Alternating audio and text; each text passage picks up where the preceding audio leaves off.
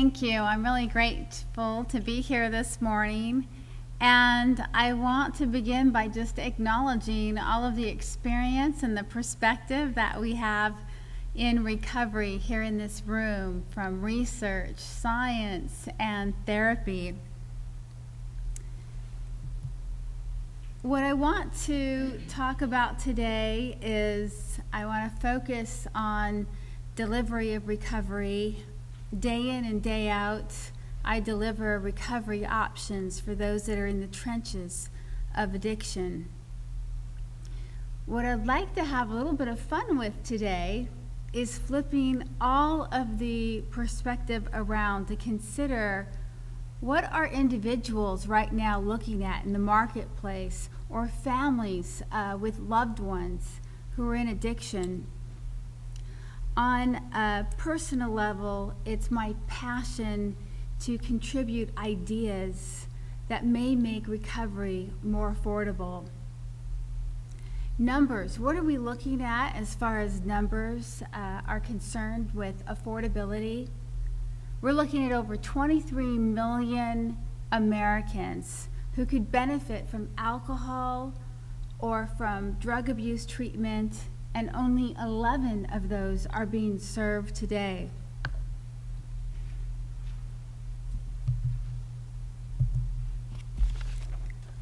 Okay, this discussion is going to move probably quite rapidly in about 30 minutes.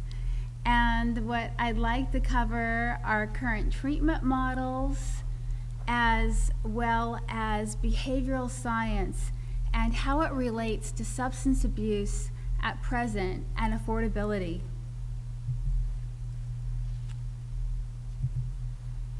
Okay, these are some of the current models that we have: inpatient, outpatient, and recovery housing.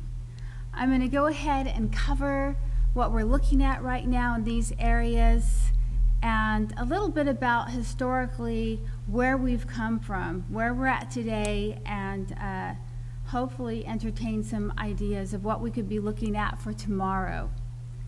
So in inpatient care, historically, we saw care provided by sober houses. That's how it began, and it was initiated by the temperance movement, which was a social movement for abstinence. From there, what we took a look at and what we saw was care that was migrated into the space of sanitariums and hospitals throughout the 40s and the 70s. A game changer was in 1955, the AMA embraced alcoholism as a disease, and we began to see some movement at that point. We saw Hazleton emerge. A hallmark is the Betty Ford Center. It was a grassroots movement by Betty Ford to remove what had been such an institutional look and feel where recovery was concerned. She put her name on it and shared her experience, and from there what we saw in the 80s was a mushroom growth take place throughout the states. Now, how is this looked at from the consumer point of view? This is still looked at as the gold standard today, but there is clear positioning and metrics and criterion to be met here, and that's governed by ASAM and SASE. The cost here is probably more pricey than the other options that I'm going to discuss. And I want to also seed the thought with you guys that this is a most restrictive model. This is a model that's great if somebody is active, maybe with a psychotic episode, maybe they have an untreated underlying psychiatric condition that needs to be addressed. This is another scenario where clearly an outpatient solution fits in. All right, moving over to outpatient care.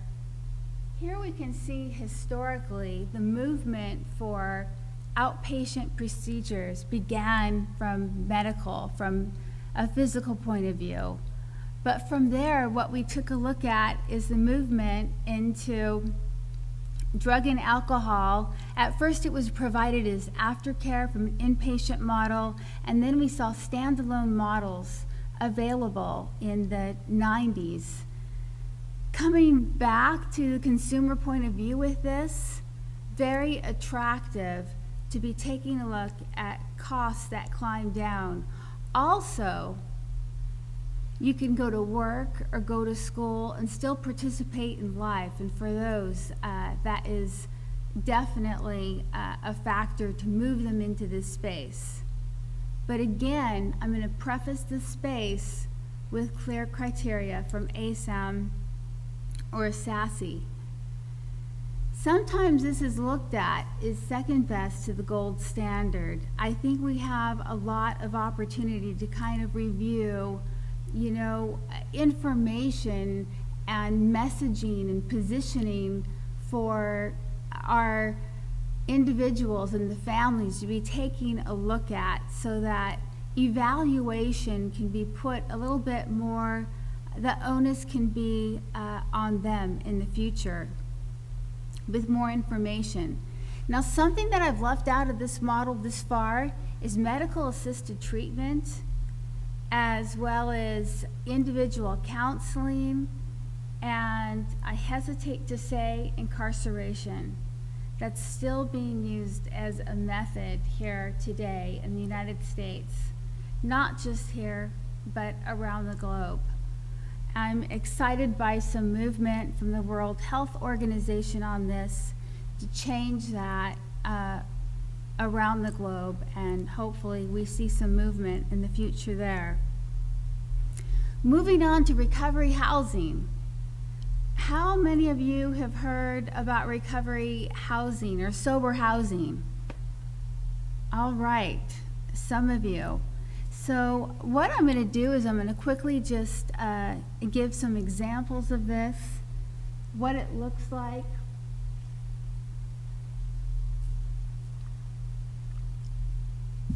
This began in the 1830s, run by religious institutions.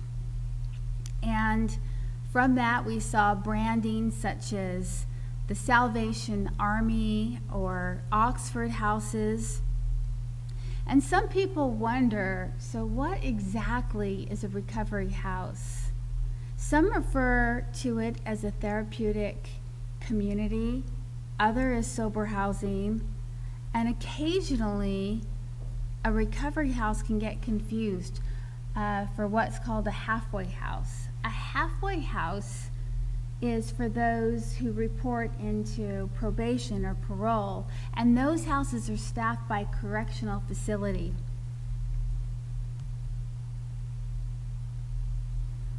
Okay, how is addiction being redefined, and is it? I think this has been a curious topic that has come up and has been slowly just kind of working its way into different ideas to consider. How many of you have heard of the Rat Park experiment? All right, some of you have. Well, I'm just going to briefly read just a little bit of this. Professor Alexander out of Canada in the 70s had a hypothesis. His hypothesis was that drugs do not cause addiction, and that the apparent addiction to opiate drugs commonly observed in laboratory rats exposed to it is attributable to their living conditions and not to any addictive property of the drug itself. The professor was well ahead of his time with this hypothesis, and since then we've been looking at several more experiments where enriched environments are concerned. And quite quickly, I'm going to go ahead and run through what did this look like. What he did is he had rats from sterile and isolated cages, and what he did is he forced them to ingest opiate-laced water for about 57 days. And then what happened is the rats were migrated into Rat Park. Rat Park was a place with stimulation, plenty of room, socialization, other rats, things to do. And what happened is some of the rats literally shook off withdrawal effects, but they all began to choose the tap water. And we saw addiction ameliorated or extinguished with consideration to an enriched environment. So this has really unriddled the conundrum of addiction from a behavioral standpoint of view. You know, we may ask ourselves, why do some war vets come home addicted and others do not? Why are some in long-term hospital stays and come back with addiction when others don't? This is accounted for from a behavioral perspective versus one that's come from neuroscience. And this is really moving our society, marketing trends, and opportunities at present. Okay, I'm going to move away from the rats and back to the people. Portugal. That has been a hot topic for quite some time. We saw decriminalization take place here in 2001 with results that have been notable. And certainly we've been talking about this on a global level. Now, I pulled up an article by George Merkin.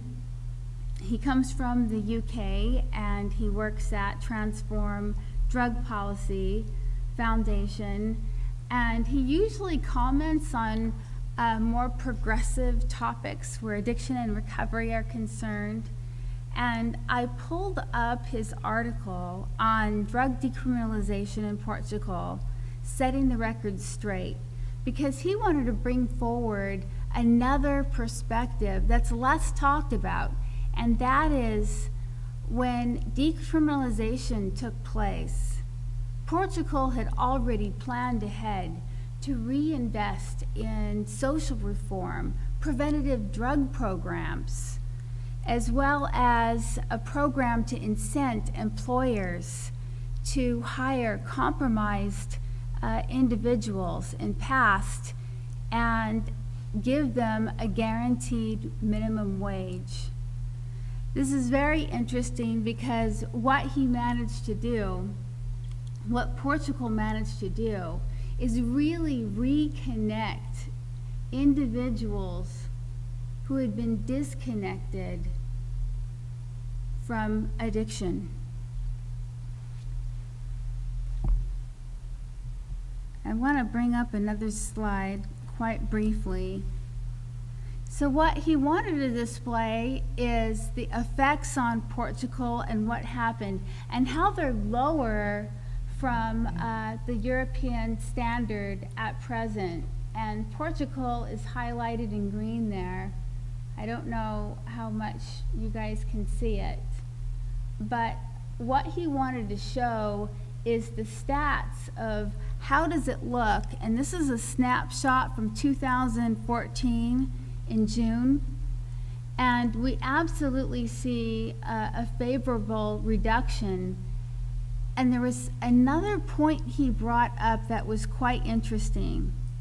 Is he said that we have decriminalization in about 25 other countries.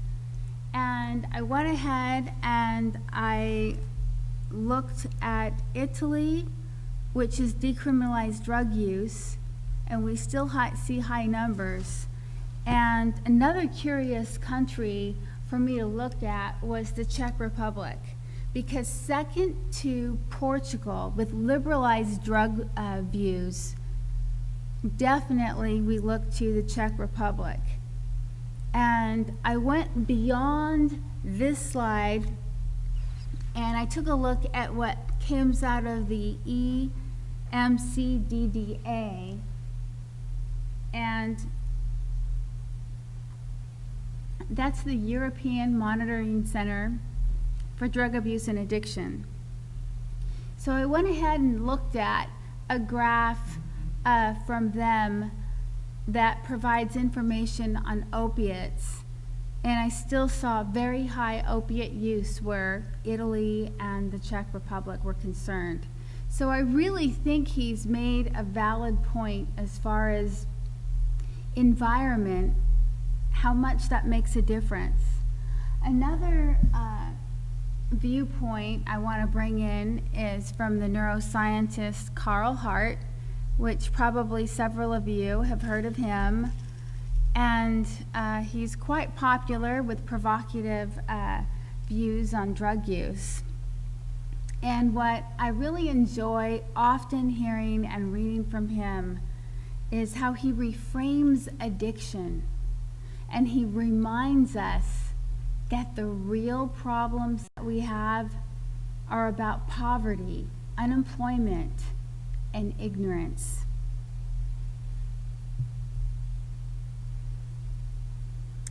Okay, is addiction becoming redefined? I want to bring up Psychology Today on this matter because Psychology Today is really providing messages to the American people. They're the largest provider of referrals for facilities and for clinicians here in the States.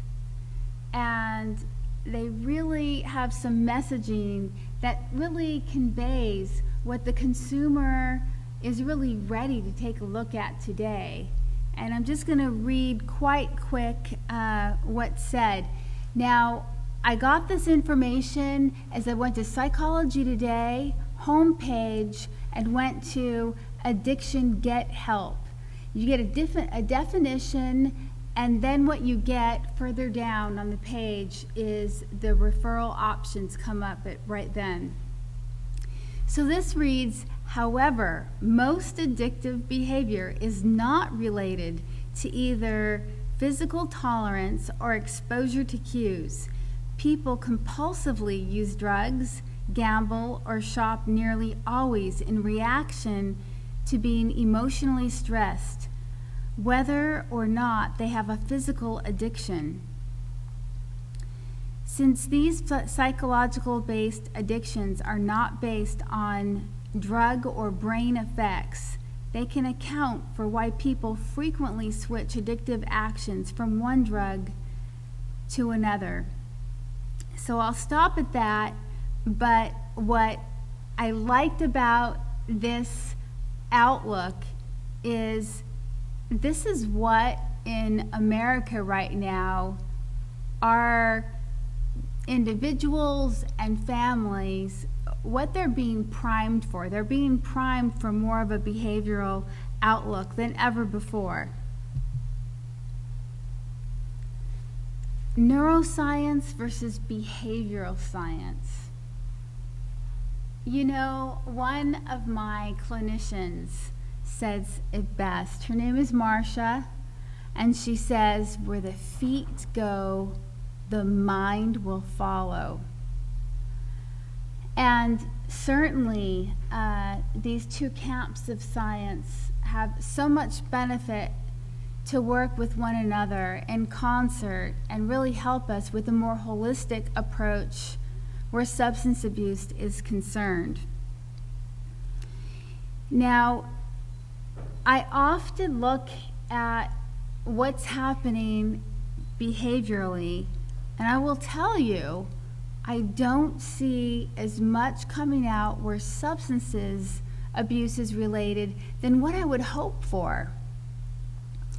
So I did a little digging, and I found something from Dr. Mark Lewis, and he blogs often and submits articles in Psychology Today. I'm just going to read briefly what he said on this matter. Dr. Mark Lewis is a neuroscientist, and he recently wrote an article, Behavioral Addictions versus Substance Addictions. Whether it's drugs, booze, sex, or gambling, the brain can't tell the difference. He wrote this article after he came back from an international behavioral conference. And he continued to write that in the next few posts, I'm going to try to synthesize what I've learned about behavioral addictions, how they develop, how they stabilize, and most of all, how the same or at least overlapping brain changes underlie all conditions of addiction. There has been some enlightenment here, and I think we have more opportunity, most certainly. And I look at that area of behavioral science as so much hope. And right now, what's nice about neuroscience is we're really, I would say, in the beginnings of a neuro-renaissance. We're seeing so much happening. We're looking at neuroplasticity and doing more with that than ever. Brain scans. It's an exciting time.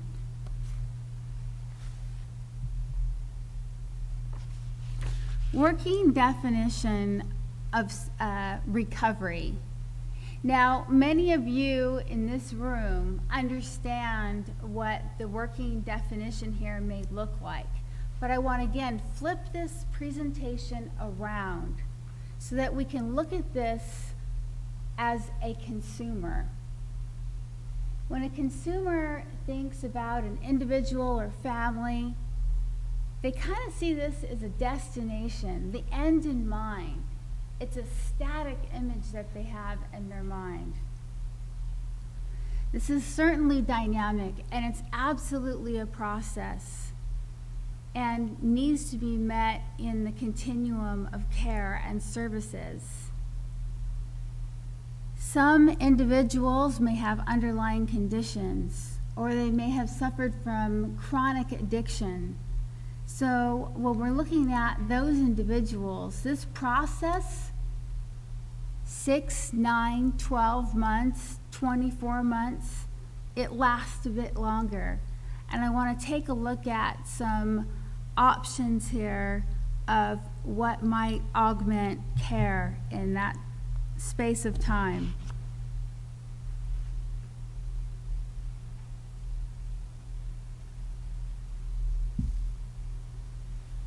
So, what is a recovery house? I think I want to go back to what our clinician, Marcia, has said, where the feet go, the mind follows. She is the liaison, appropriately so, between our housing, our structured housing, and also our outpatient center.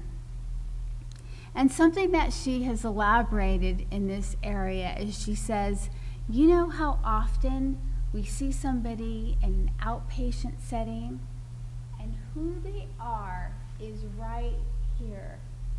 It's not about their actions or their body. And what's wonderful about a recovery house is that comes to light. That can be reconciled with. When we just got started delivering treatment, it was interesting because comments came up, well, how's so-and-so doing? And I would have an opinion. And there were a few clinicians where they said, but I'm the dedicated counselor. How is it that you know how this person's doing?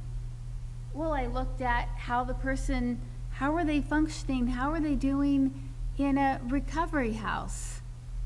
That really also sheds so much light on where an individual is. Now, recovery housing is not compulsory at all in our program. It's an option. But I will tell you, our clinicians have really grown to appreciate the value of a recovery house because they've discovered what they know about somebody who's participating in a housing program in concert with outpatient. What they know is much more. They're able to serve the individual, and more is unveiled to the individual about where they're at. and we can support and accommodate with a little bit more wisdom in that manner. So a recovery house is a place where people begin to regain trust in themselves and others. And it's here that a spark takes place for them to get their life back. Now, in many cases, I'm going to switch over to the family. It's difficult to assimilate an individual who's had addiction or chronic addiction back into the house. And for that, a recovery house is so ideal. So in a recovery house, what we can do is we can take the accountability of helping with life skills and helping an individual become more responsible, slowly albeit, but we can take that on. And the best part of this platform, when you think about a recovery house, is that I'm able to reassure families that you will not need to continue to take on a caretaker role. All of your energy will be spent on connection. The most ultimate therapy from the family is love and connection. And so we focus on that when families engage and people engage in a recovery house. Now, slowly, what we begin to see in a recovery house is individuals seek natural rewards.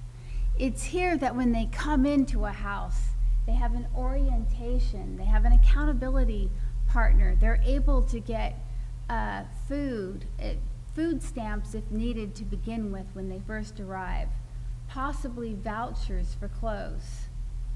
But after a while, they do get a job, and from here what we see is we see them get excited about getting a driver's license once again, forming new connections, get involved in the community. And those natural rewards and reward-seeking behavior along those lines really tells us so much about where an individual is at.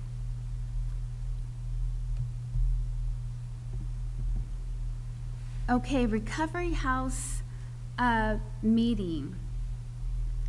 Now, eventually, everybody in the house becomes self-supporting and self-sustaining. And it's a wonderful thing. Slowly, they are given more responsibilities, not only in the house, but also they may have leadership opportunities that can take place. We have chores, but we also have supervision positions as well in the house. And the management team is made up of so many individuals with sustained recovery. And in fact, some recovery houses in different states require that the management is made up of those with sustained recovery, of individuals in the house, because we just see so much from that, from these individuals given responsibility and leadership. So in a recovery house meeting, a lot takes place. We see so much reconciled, and it's quite positive. And occasionally it's here that conflict resolution takes place. There's so much social integration, opportunity, and everybody gets to talk about that. A lot of great things happen here. Now, another thing we try to do with recovery housing, and this is challenging. This is a challenging factor of recovery housing. We try to keep the rent low enough so that our residents can be self-providing. And what this does is this really allows for them to have cleaner and more authentic relationships with their loved ones. One of our houses have worked with drug court and pretty much exclusively for 4 years.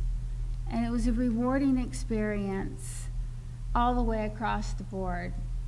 We worked with Sergeant Van Wagner, who oversees drug court, and this is what he said, how he commented on how the program went for about 4 years, and he's since retired. But he said, sober living properties. This is a little bit of a Q&A. What was asked of him is what made sober living properties a great choice for people involved with the drug court program. And he said it was affordable. It offered structure for people who needed it to thrive.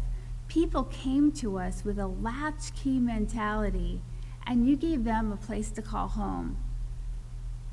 SLP. How did sober living properties make the biggest difference for people in the drug court program? Sergeant Van Wagner. People had a chance to be mentored or to be a mentor and give back to the community. Community reintegration was key, and while at sober living properties, each person got a chance to reintegrate through work and networking. After a while, it was like a light bulb turned on, and people were able to fix themselves. I saw people move on and not turn back. And I want to shed a little bit more light on this program. In this case, this is an example of where a recovery house was used without clinical touch.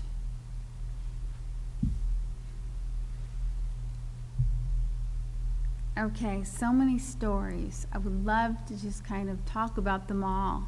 But I'm going to switch gears, and I'm going to talk about sober living houses, recovery houses, with just a little bit more research and data.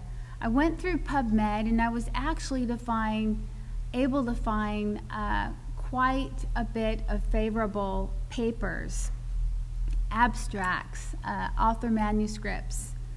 So this was a study, and it was funded. It was a 5-year longitudinal study funded by the National Institute of Alcohol Abuse and Alcoholism.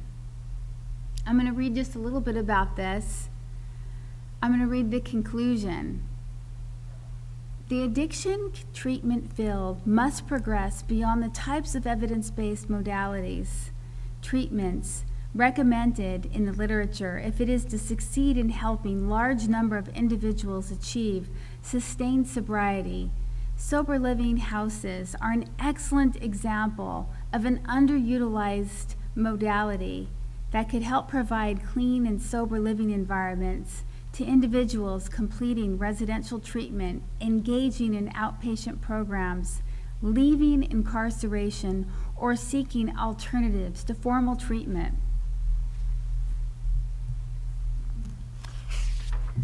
Okay, I am going to step up the model of what we could be looking at from a recovery house.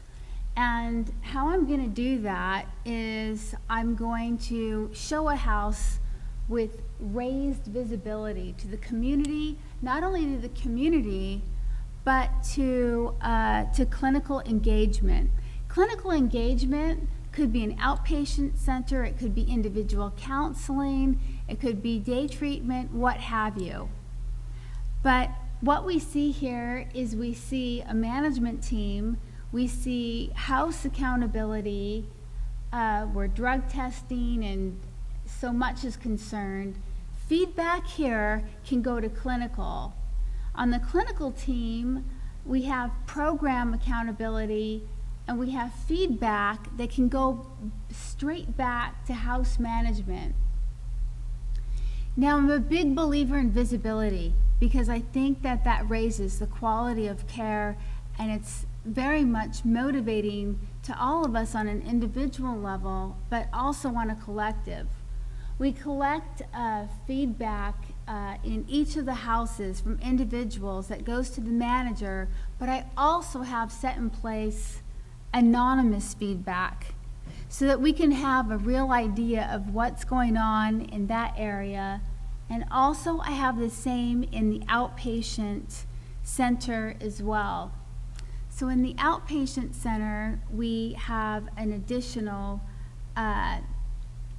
test, and it's called the ACORN, where it's a corroborative outcomes measure. This is a great example to kind of show what's the difference, what takes place in recovery housing, what's the focus maybe versus outpatient care. And to take a better look at that, what we have here is we have a peer-to-peer environment. On the other side, we have clinical, medical, and peer. We have mentoring that can take place here. We have counseling that takes place here. We have individual goal plans here that are quite powerful. And then we also have treatment plans take place over here on clinical.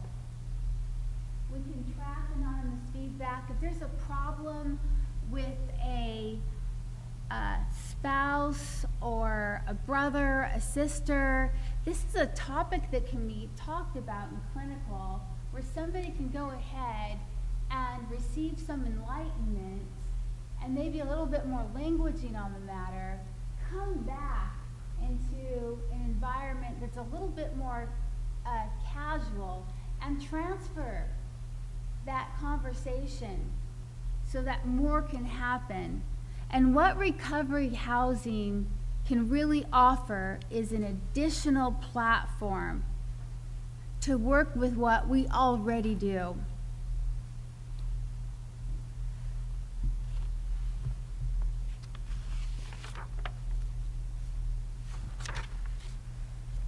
Okay, I'm going to move on just a little bit. And what I also want to talk about quite brief before we wrap up here is the idea of where we're at with integrated health care. And I first bring this up on a pure medical model that's really focused on physical health, maybe hospitals at present. And where I go to for information is Michael Porter, who works with Harvard Business School. And what he shares with us, and he has integrated healthcare models globally, is that what we need to do is we need to look at how value equals patient health outcomes per dollar spent. We should measure outcomes for every patient and measure the actual cost of patient care. And he suggests that if we were to take a look at the whole cycle in advance, what we could do is we could include known comorbid conditions and add that in to the process in the beginning. And I think we have a ways to go where outcomes are concerned in the medical arena, and I definitely think we're probably going to follow a little bit behind. I'm excited for that to eventually happen, because right now I've personally have Googled, how do you know as a consumer when to go to outpatient or when to go to an inpatient center? Now, that's pretty simple. I'm not comparing two inpatient centers and I'm not comparing two outpatient centers. But right now, value is concerned and tied into outcomes. We have a little bit of improvement to do, because right now the positioning for a consumer is not very clear. Okay, I'm going to move over here and talk about some of what's on our final slide. and that is evaluate care. Now, this is just Renee being a bit ideal for just a moment. What I would like to see is care evaluated maybe by a neutral party in the U.S., less influenced by insurance or businesses that may self-promote. And I'm not saying that all do, but some can. And this makes it really difficult for a consumer to really take a look at their options with a clear light. I'm an absolute advocate of least restrictive model because that's what's evidence-based. That really, there's a lot to be had in that space. Now, no doubt, we need inpatient care for more restrictive use. I don't know that that will ever go away, and I'm certainly supportive of the positioning there because it's quite solid and quite needed. But I would like to see a little bit more as far as general assessments and maybe a neutral party for people to just talk about what are the options. Because right now, consumers are just left to Google. Take a look at the internet. The marketing messages are all from the business perspective. Okay, I'm going to just kind of move away from that subject and go into where we're looking at medical and inpatient, recovery house, and community. And I want to take a look at maybe this wide continuum from the angle of recovery house, and what that would look like is right now. We talked about a comprehensive use with outpatient, but also a recovery house really does attenuate care. And what I love to see is the inclusion from medical services for those people that I've seen in our houses. It's been more routine, more regular, where they can go ahead and be treated for their underlying conditions. Med management, naltrexone, what have you, can happen there. I've also seen so much propelled where community is concerned when we think about the persistent touch between a recovery house and community. Community resources are out there, they're very affordable, and what I like about that is relapse can still happen after 5-10 years. But if somebody participates in some of the very affordable supports from community, it's certainly a positive impact over time. This is a space here in a community and recovery house, and hopefully we see more options emerge. This is a space where we look at a lot of possibilities, and we look at should there be more competition where recovery houses are concerned. We may look at quality and accountability moving up here, and then really costs being kept within reason. This is where neuroscience dominates over here in this area and contributes so much and certainly works so well with behavioral science. And in the home model here, there is a lower total cost of ownership when somebody may participate in what we're seeing on the behavioral side. So with this, I just really want to express my gratitude for being with all of you today and at this conference. And I want to leave with a quote from Mother Teresa, who says that there is more hunger in the world for love and appreciation than for bread.